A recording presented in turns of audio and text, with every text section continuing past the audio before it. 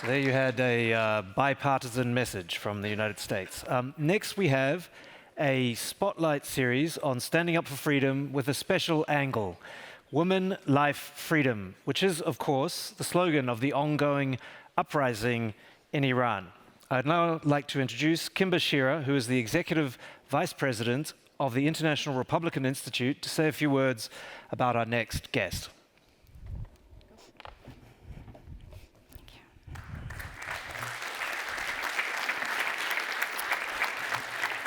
Good evening. From Iran to Afghanistan, from Belarus to Cuba, courageous women continue to stand up against authoritarianism, fighting for freedom, democracy, and equality. Around the world, women are running for political office and using their power to deliver on democracy and protect fundamental rights. IRI has a long history of supporting these women, including through our Global Women's Democracy Network. It is my distinct honor to introduce the next speaker, Naheed Farid, someone whom IRI has been privileged to support throughout her political journey. Naheed is an Afghanistan parliamentarian in exile who was the chairperson of the House Standing Committee for Women's Affairs. She was elected to parliament in 2010 as the youngest ever elected politician and lawmaker in the country. Naheed was forced to leave Afghanistan with her family after the Taliban returned to power in 2021. She continues to work tirelessly in exile to support and advocate on behalf of Afghan women and girls who are facing horrendous oppression and violence under the Taliban's rule. Please join me in welcoming to the stage Naheed.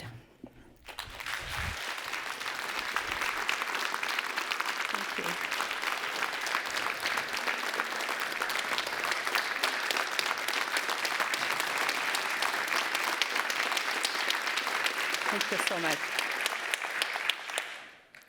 Good afternoon. It's my absolute honor and pleasure to be speaking at this very prestigious stage of democracy. I just wanted to start by asking you to imagine a world where every individual of all 8 billion population of the world feel empowered to make a difference. When the true collective strength of our democratic world thrives. Such an ideal world. Today I've been asked to stand before you and to share my story, my mission, and how together we can unlock the true potential of democracy. My name is Naheed Farid. I am an Afghanistan parliamentarian living in exile.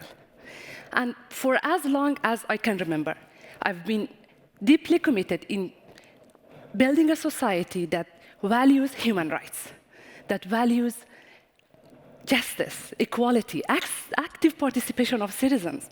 And throughout my journey, I've come to realize that every change starts with individuals. By empowering each individual, regardless of their gender, race, ethnicity, you can create a world and you can create a ripple effect that really changes the course of history in your society. This happened in Afghanistan.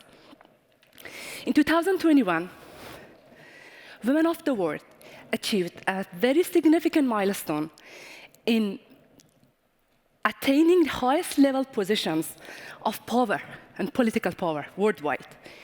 But that was not the case for women of Afghanistan. Women of Afghanistan went centuries back, unfortunately, at the same year after the fall of Afghanistan under the Taliban. Afghan women found themselves abandoned, betrayed, enduring a regime of gender apartheid, and one of the deepest human rights crises of the world.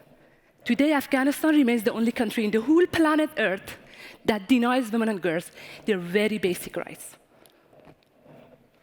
Despite these immense challenges, the resilience, the resistance of Afghan women was exemplary. Afghan women stand to defend their rights.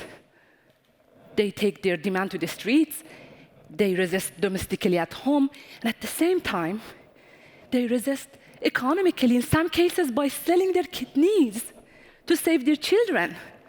And this serves as a stark reminder of the harsh reality we all facing, ladies and gentlemen. That while these women are forced to make unimaginable sacrifices, authoritarian regimes like the Taliban, apartheid regimes like the Taliban, turn a blind eye. These oppressive regimes that are benefiting from authority and power, at the same time they receive support from other authoritarian regimes in the region, in the world. And this is really unfortunate to see all these authoritarian and oppressive regimes that get together and get more power by this supporting each other to further suppress women. And women push back. This authoritarian regime at the same time are mostly built on patriarchy and on misogyny. This takes me to the time when I had to take the difficult decision of leaving my country behind after the fall of Afghanistan under the Taliban in August 2021, escaping the clutches of Taliban authoritarianism. And I vividly remember the uncertainty, the fear that I had at the same time as we embark on this journey with my daughter by my side. And it was a very distressing moment when I remember my mom, that she had to experience the same weight of oppression when she escaped the Soviet Union occupation decades ago from the same city with her daughter by her side.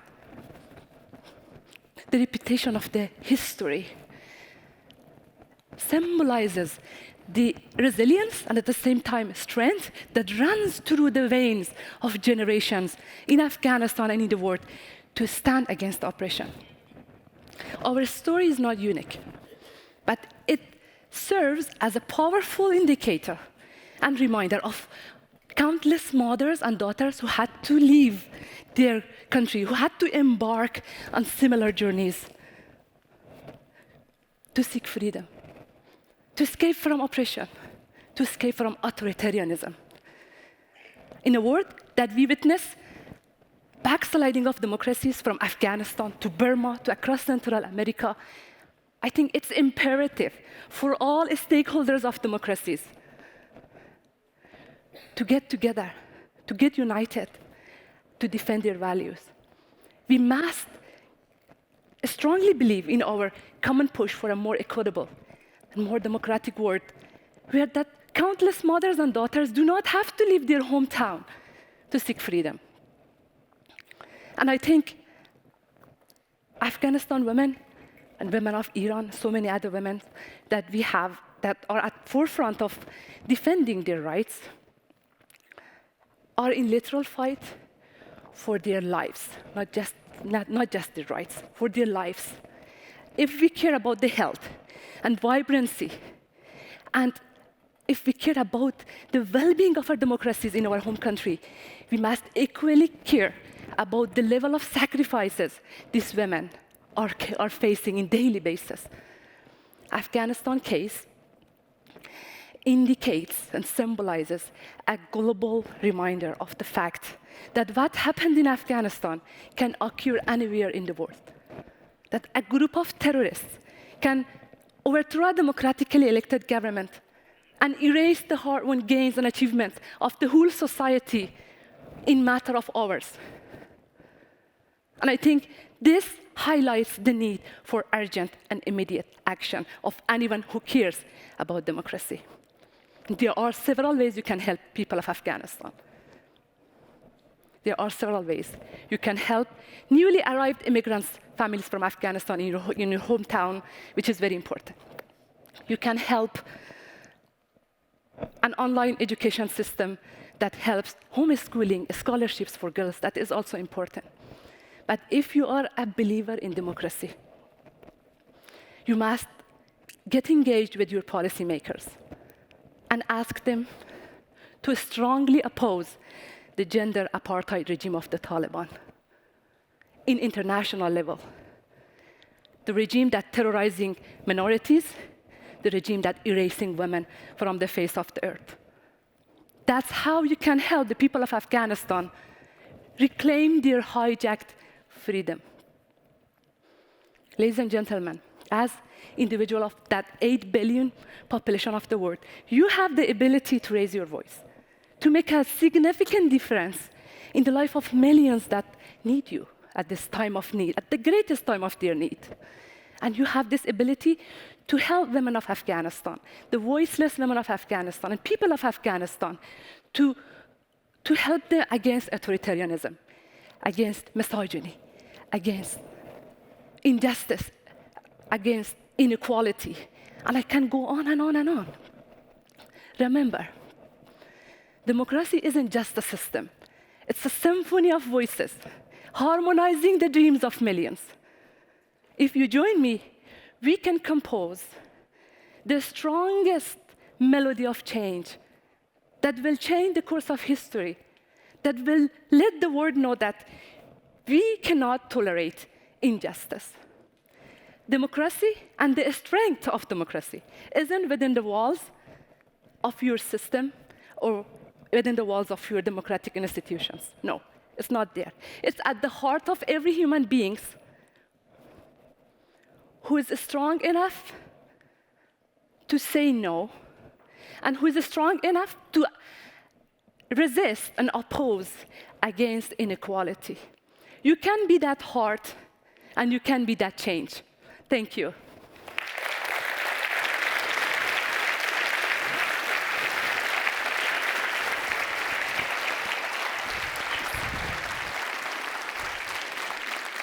Thank you, Naheed, for those powerful words. I now bring to the stage Leopoldo Lopez, a democracy activist in his own right, but in this case, he's here from the World Liberty Congress to introduce our next speaker.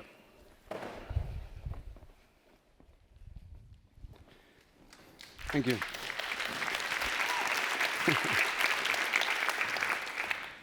Early fall of last year, I was in a Zoom call with Garry Kasparov from Russia and Masih Alinejad. We were talking about the Liberty Congress that we were going to have in November of last year. And all of a sudden, Masih said, wait a second, I have somebody knocking on the door.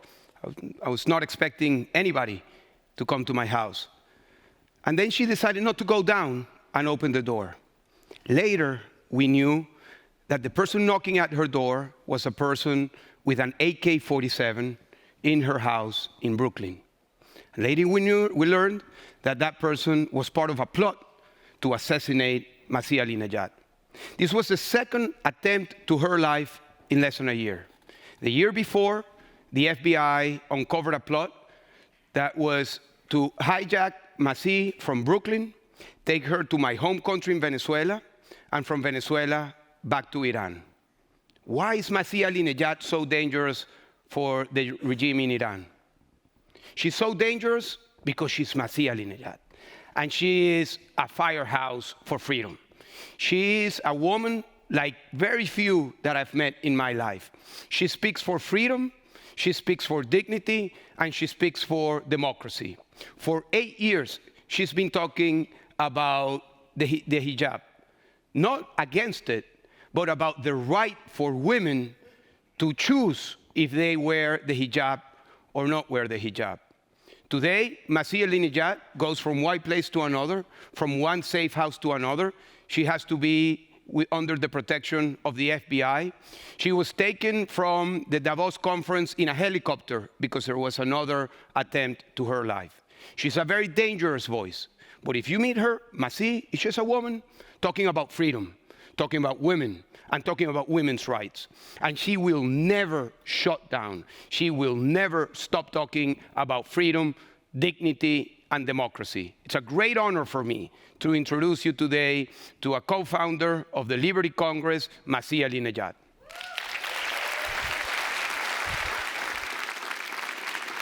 Hello, everyone. My dream was to be there and hug you in person.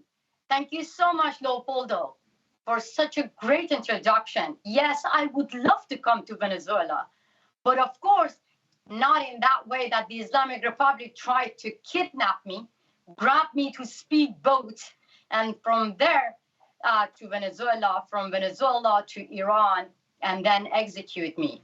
For many of you, when you hear this story, maybe it sounds like a scary movie, but for us Iranians, this is the reality. Because 2 years ago, Iranian regime tricked another journalist, an activist called Ruhollah Zam, from France to Iraq. In this case, not Venezuela, third country, and from Iraq to Iran, and the Islamic Republic executed Ruhollah Zam, the father of 2 children. So you see, dictators are helping each other to keep us, the dissidents and freedom fighters, silent.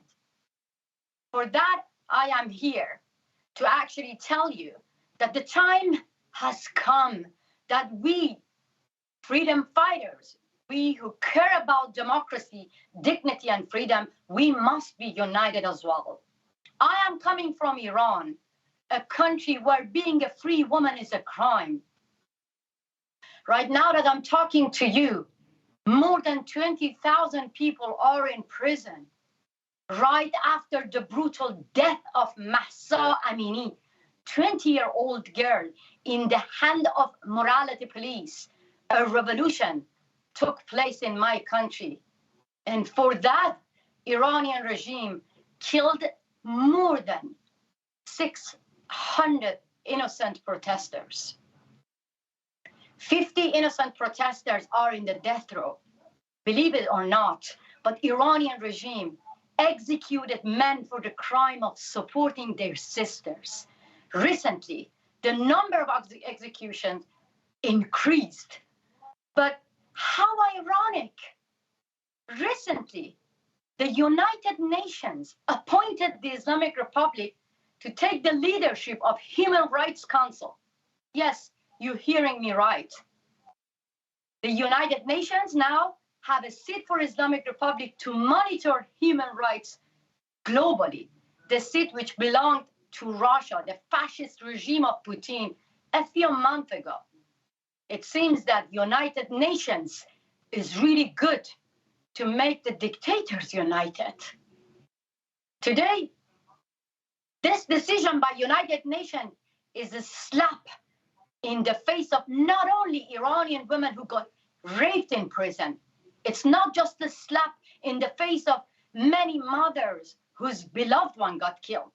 It's a slap in the face of you, every single of you are sitting there.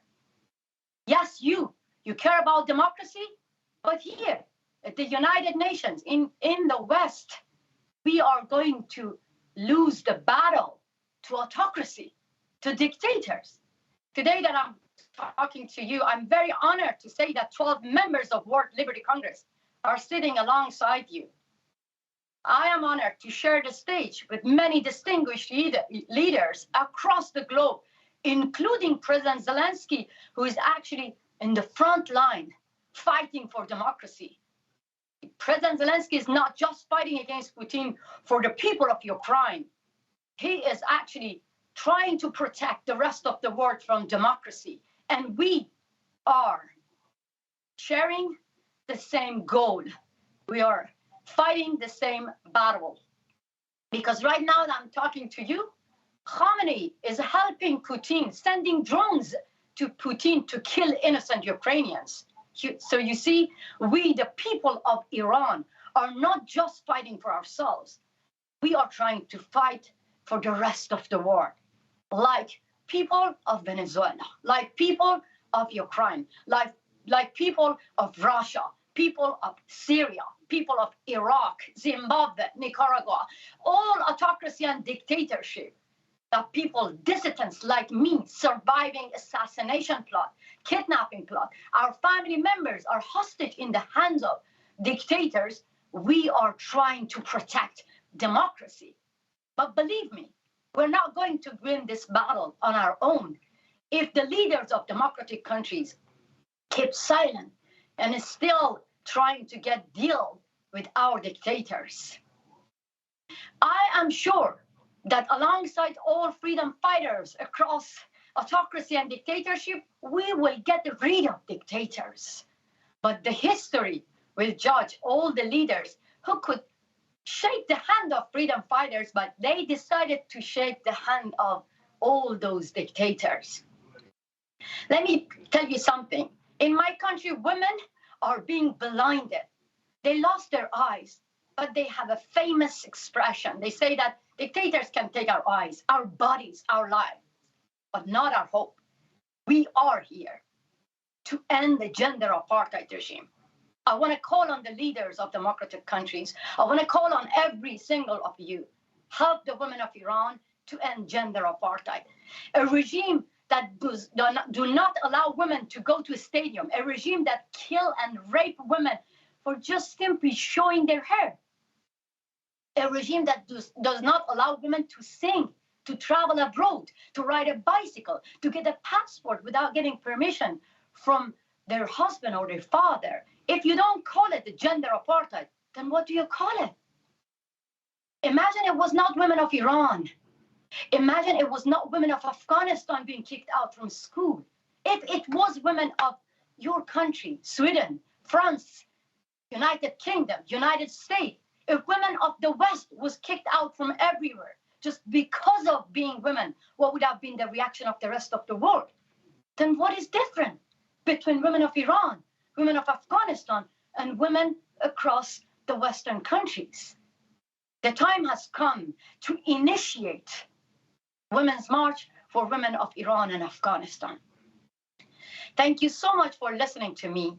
And I am sure from now on, I have allies, because I'm not scared of the regime to be killed or being kidnapped. But this is scary that we are allowing, in the eyes of free world, dictators to come after dissidents. Yes, I'm going to repeat myself. Dictators are more united than freedom fighters. But the time has come. We have to stick together. We have to support each other to fight against dictatorship and win this battle together. Together, we are stronger. Thank you so much.